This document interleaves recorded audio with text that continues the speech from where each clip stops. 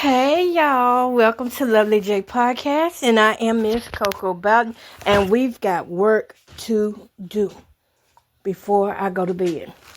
I'm doing a late night, bagging up stuff so that, bagging up trash, so that tomorrow I won't have as much to do because I want to be able to go to my granddaughter's softball game. Now, however, I find myself doing a lot of thinking lately about some of the things I be going through, and sometimes I just have to calm myself down. So y'all, if y'all hear me moving stuff around, it's because I'm throwing trash away.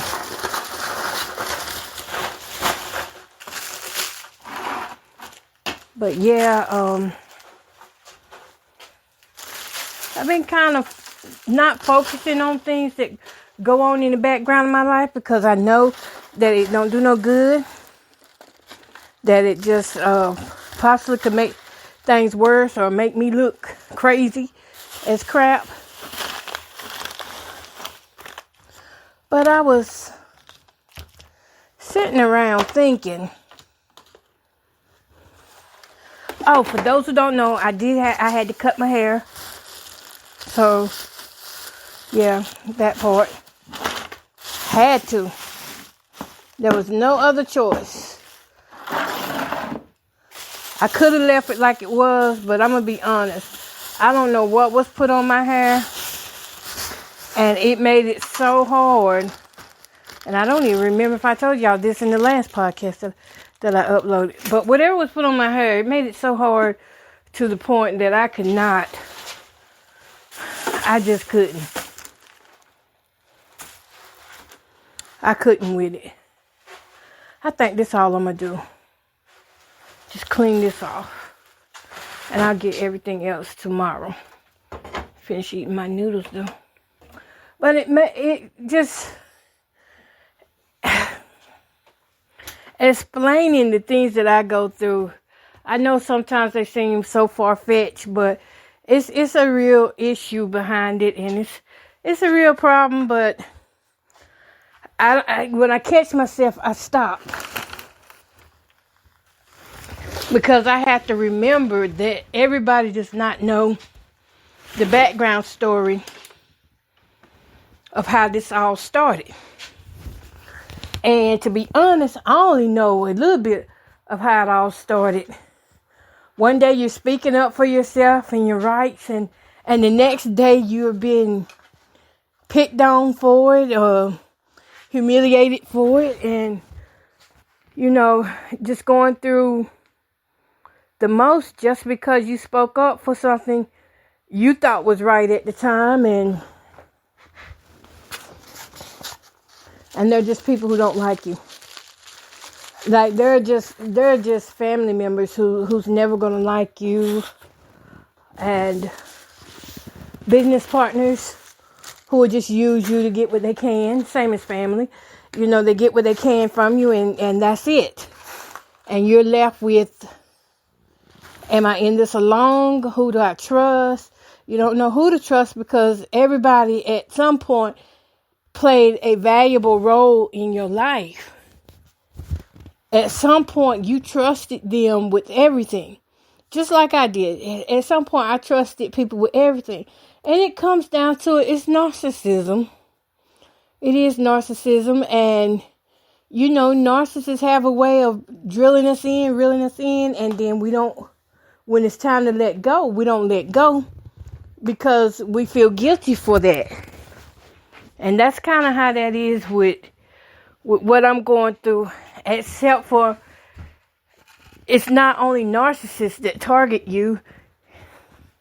It's also empaths and other people who are fearful to go against the systems that are out here. So, and I don't want to talk about the systems because many of you know what I'm talking about. Many of you are part of it.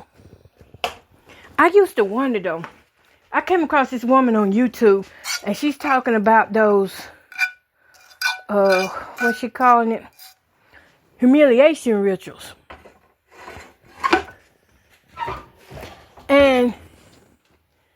it really got me to thinking.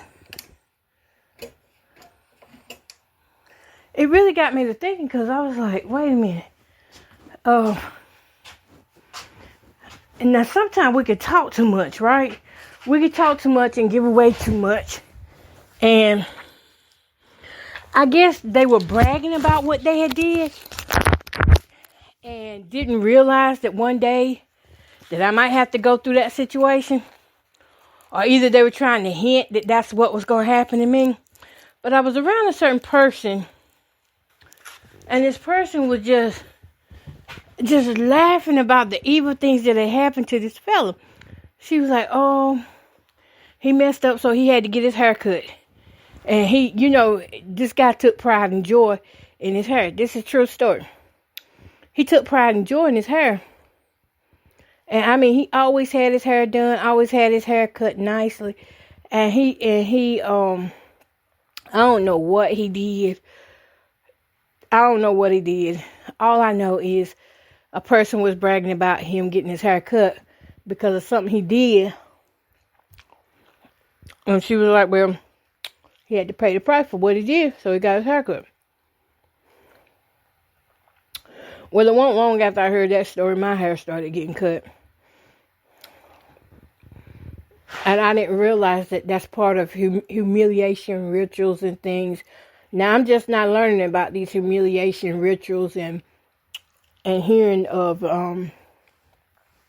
pastors who do this to ordain their ministers and things. They humiliate them to see how much they can take. And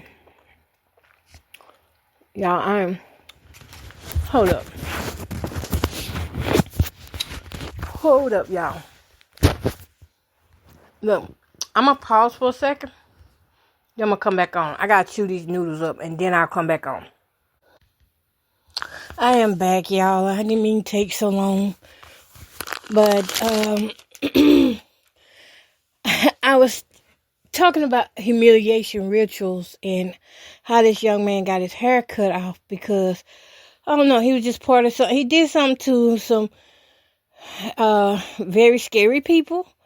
I can call them scary people. And then part of some initiations, they do rituals and stuff like that. And that guy, he got his hair cut off, and that woman was just laughing about it. And I didn't think much about it.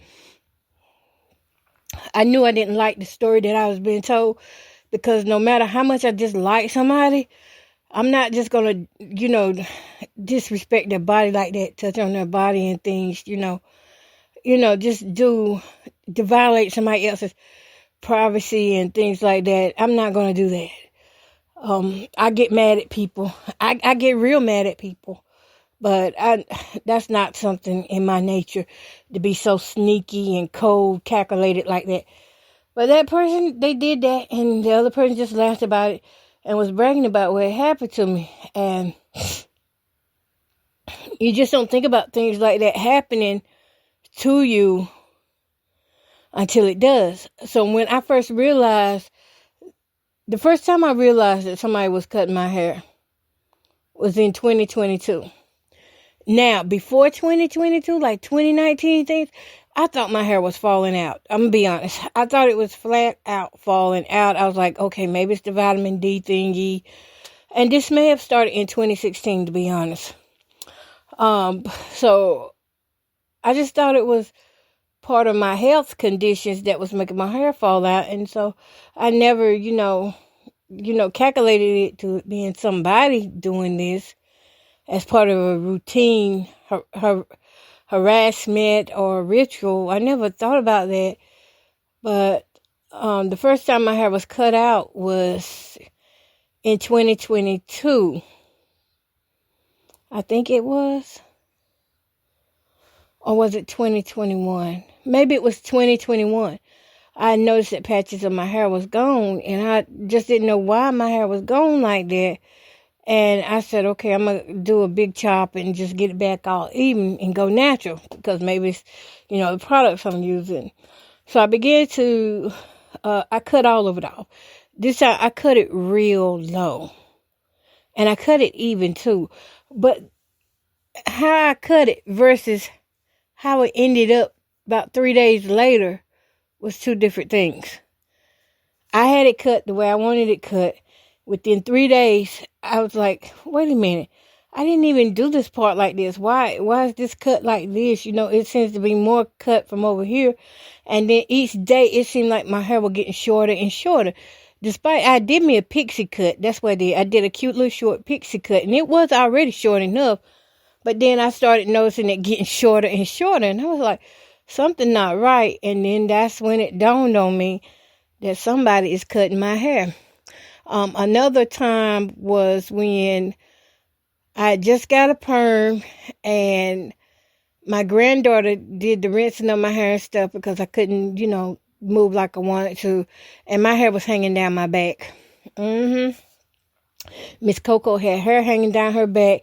And I was, having to take pictures and just talking about how pretty it was and how long it took to grow. This is after the pixie cut grows out. My hair starts growing, and hanging down my back. And put the perm in.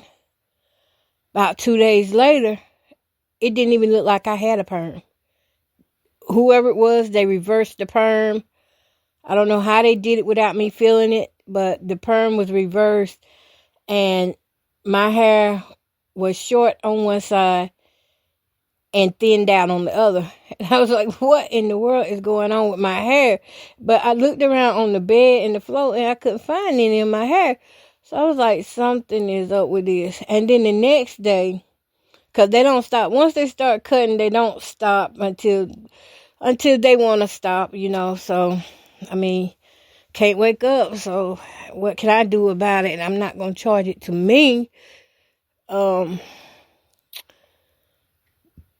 next, they just kept cutting it and cutting it until it started turning into strings. It went from having length to being short, turning into strings. And, just like this cut here, got some spots here, spots there, There's absolutely nothing I can do about it. I can pray. I can talk to God. And that's it. That's it. There's nobody I can call and say, hey, can y'all help me? Can y'all set up surveillance or anything? Because trust me, the ones who need to know, they already know. They already know what's going on with me. That's why they don't bother me in the way that I need them to whenever I really need help. They just brush me off like, no, I'm just here to make sure you're all right. And that's it. So I let that go. And it keep happening over and over. So I've had a lot of haircuts in these last few years that I did not want. I didn't want my hair cut. I wanted to see how long it could go because I had a dream. And I was wanting to see if that dream was going to come true. And that dream got to come true because I do truly believe that dream was from God. And this was back in 2020. I had this dream about my hair. And I'm not going to tell what the dream is because I know the enemy listens. But I had that dream about my hair, and I told that dream to one person, and one person only, and I hadn't told it to nobody else. Now, if they heard it, it's because of their devices. But I do still believe that just as sure as scriptures are fulfilled, that dream is going to be fulfilled. And that means something that God wanted me to know. Don't be worried and well doing. So, yeah, I had to do this chop. It wasn't a big chop. Y'all, it was not big at all. It was just enough to trim to try to... The trim won't even to get it the same length. I'm going to tell you that right now. It wasn't to try to make it even or anything. It was so I could comb it. Because whatever they put on my hair to lock it, it turned into all these little curls and like dreadlocks. I couldn't comb it. And it just started matting together. And I was like, what in the world? And so that's why I had to, go ahead and cut those ends. Because I couldn't even break those ends apart with the comb. That's how bad that was. But I ran across this woman